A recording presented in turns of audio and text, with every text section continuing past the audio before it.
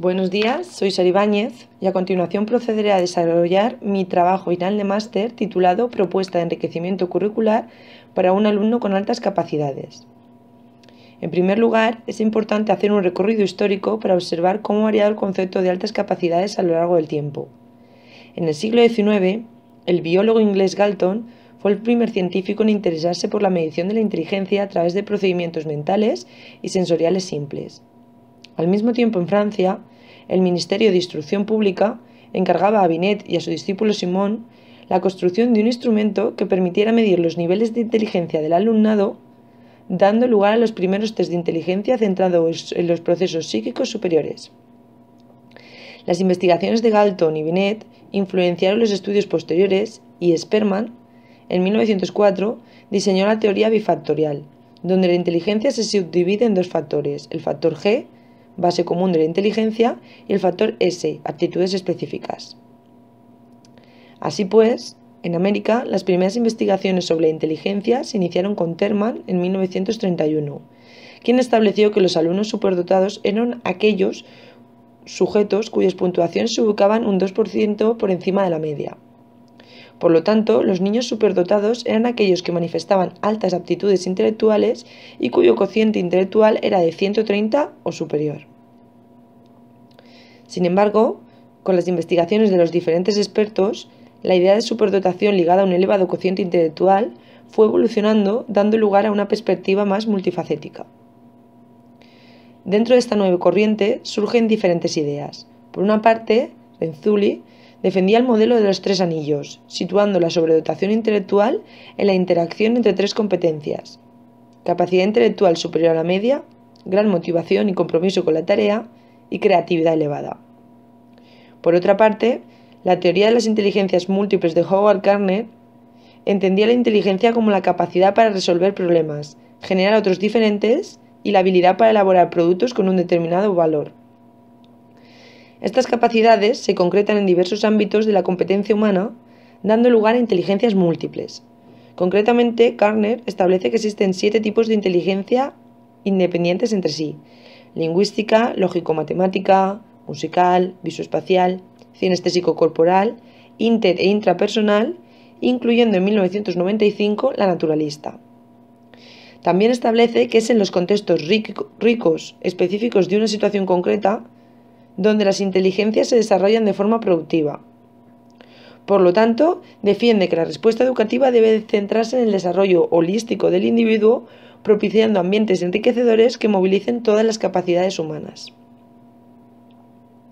Con respecto a la normativa actual, la LOMCE incluye al alumnado con altas capacidades dentro del alumnado con necesidades específicas de apoyo educativo. Así pues, en el artículo 76 establece que corresponde a las administraciones educativas adoptar las medidas necesarias para identificar al alumnado con altas capacidades y valorar de forma temprana sus necesidades. Asimismo, les corresponde adoptar planes de actuación que permitan al alumnado desarrollar al máximo sus capacidades.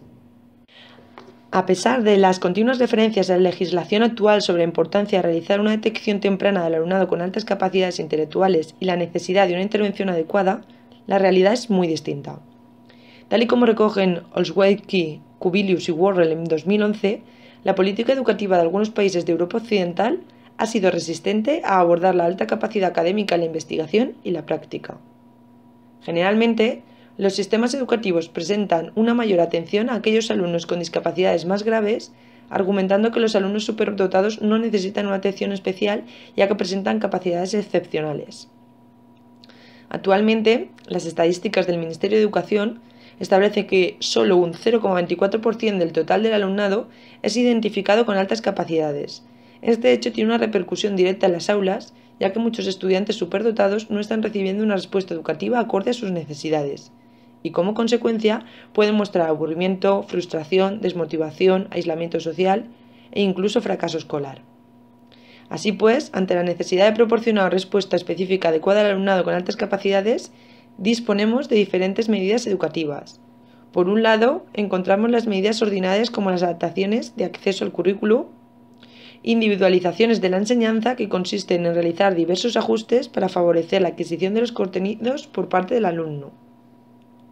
Por otro lado, encontramos las medidas excepcionales.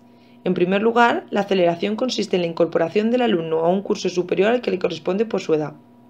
En segundo lugar, el agrupamiento consiste en formar grupos según los intereses y capacidades de sus componentes. Y finalmente, la medida del enriquecimiento, en la cual se va a centrar mi intervención, favorece que el estudiante pueda profundizar en un área teniendo en cuenta sus propios intereses y motivaciones. En definitiva, el objetivo de este estudio es demostrar la eficacia y el beneficio de un programa de enriquecimiento curricular basado en las inteligencias múltiples para el desarrollo tanto curricular como emocional de un alumno con altas capacidades. A continuación, paso a detallar cómo se ha realizado la puesta en práctica del programa de enriquecimiento curricular. El estudio se centra en un alumno de 8 años de edad cronológica, escolarizado en tercero de primaria en un colegio de titularidad pública de la Generalitat Valenciana. El alumno lleva escolarizado en el centro desde los inicios de la etapa de educación infantil y siempre ha destacado por aprender de forma autónoma y rápida los contenidos. Finalmente, en primero de primaria, tras la observación sistemática por parte del centro, el análisis de sus producciones y la aplicación de varias pruebas psicométricas como la escala Wechsler de inteligencia para niños o la prueba de imaginación creativa PIC, fue diagnosticado con altas capacidades intelectuales.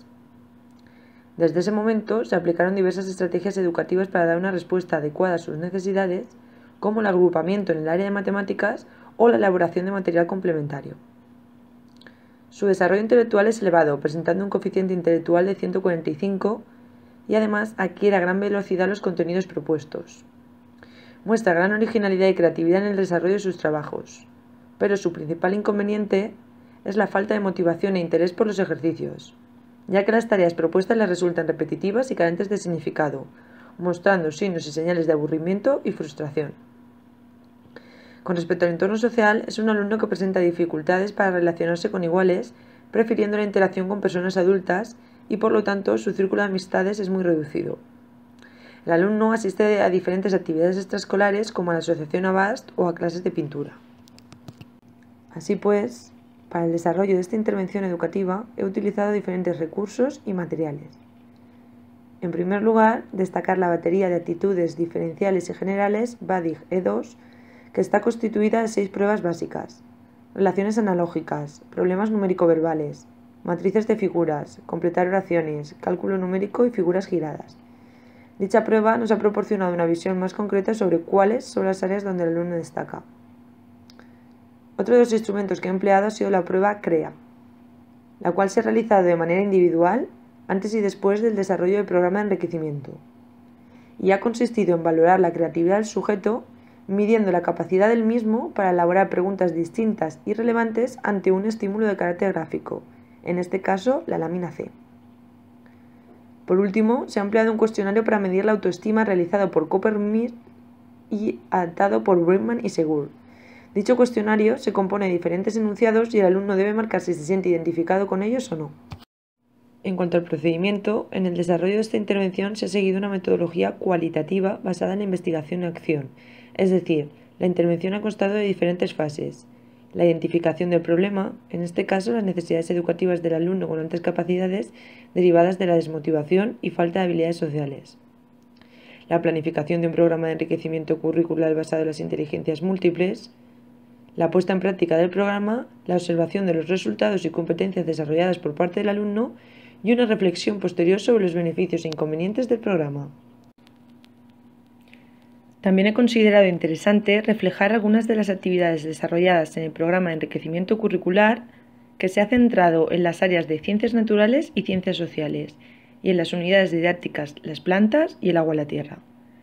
En las diferentes sesiones se han trabajado las 7 inteligencias múltiples con diversas actividades centradas en los intereses y motivaciones del alumno. Una vez puesto en práctica dicho programa y tras la aplicación de las diversas pruebas e instrumentos de evaluación, procedo a analizar los resultados obtenidos por el alumno. En primer lugar, y con respecto a la batería de actitudes generales y diferenciales, el alumno ha obtenido las siguientes puntuaciones: factor espacial 85, factor numérico 83, factor verbal 82, razonamiento lógico 90.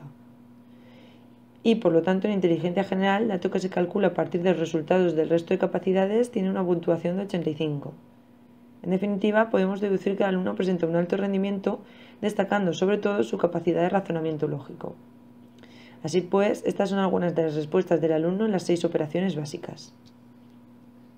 En segundo lugar, la prueba de creatividad CREA ha sido realizada a partir de esta lámina C, en la modalidad verbal, ya que el alumno se encuentra escolarizado en segundo ciclo de primaria.